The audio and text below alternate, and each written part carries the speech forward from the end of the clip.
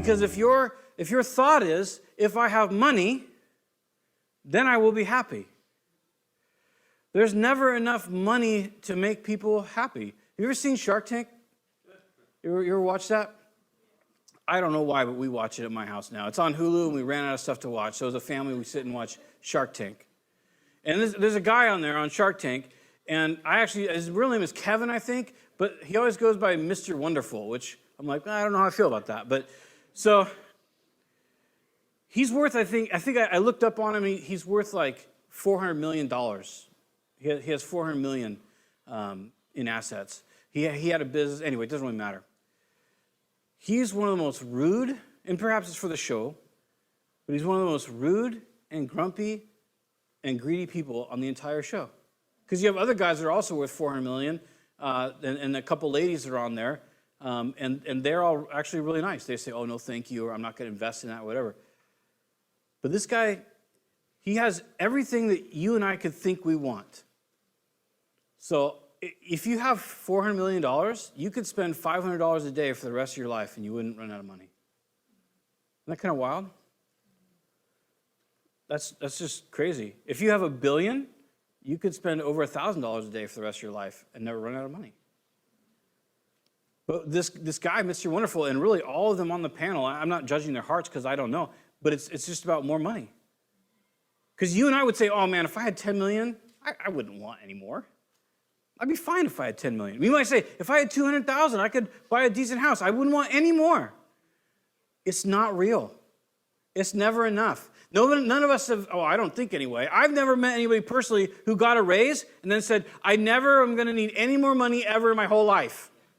Especially like 6 months later. At the time you might. I remember getting a raise from $7.50 an hour to $10 an hour and just thinking to myself,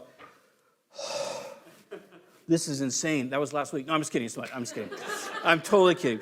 No, it was when I was like 18 years old. But no, it was, but I remember thinking like, oh my goodness, this is amazing. And like 6 months later, I was like, dude, this sucks. I need more money. Is it earthly love that we think will satisfy us? It doesn't, does it? It's enjoyable. It's great. It's part of what we're made for, acceptance and intimacy and all these things. But it doesn't completely satisfy you. See, pursuing things that are temporal will have temporal rewards. And they'll have temporal highs and whatnot. They always will. But in the end, the temporal always fades away. Because the only thing eternal on the planet is your soul and the soul of the person next to you. So when we pursue things that don't amplify and build amplify and build the soul, in the end, they're empty. They're dust and ashes. And so if you have to decide, what do I really want? Because a life with Christ and walking with Christ on the outside can be very scary.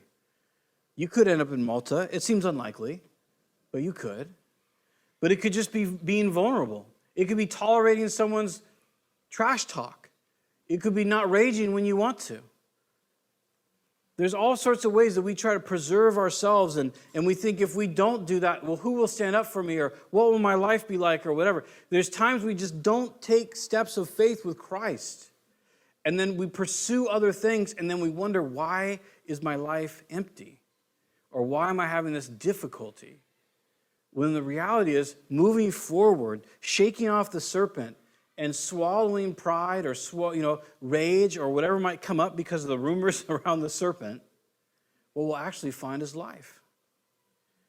So in the end, it really matters what we decide. Every decision that we make during the day, that culminates into what our whole day was like, right? And every decision that we've made during those days, that for a week, it decides what our week is like. And then all the decisions we make during a week for 52 weeks, those will decide what our year is like. And then all the decisions that up to the end of our life, it decides what our life was like.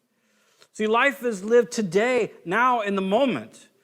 Eternity and eternal fruit is decided now, not later, not down the road. It's now.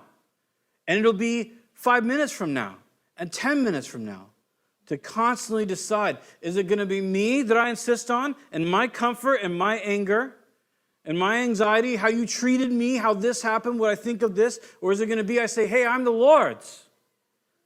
And I can bear in the body the death of Jesus, because at that point, the life of Jesus will then be manifested out of me. I'm not left dead.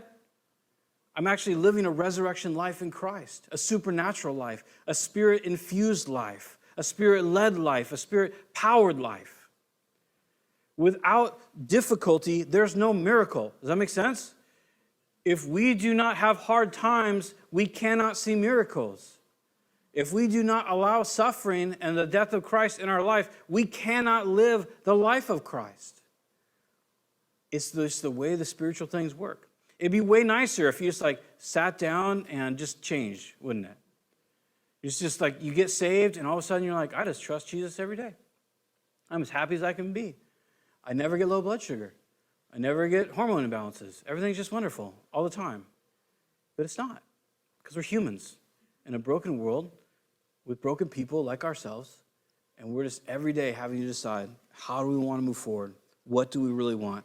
And it's those micro decisions that make up the bulk of our lives.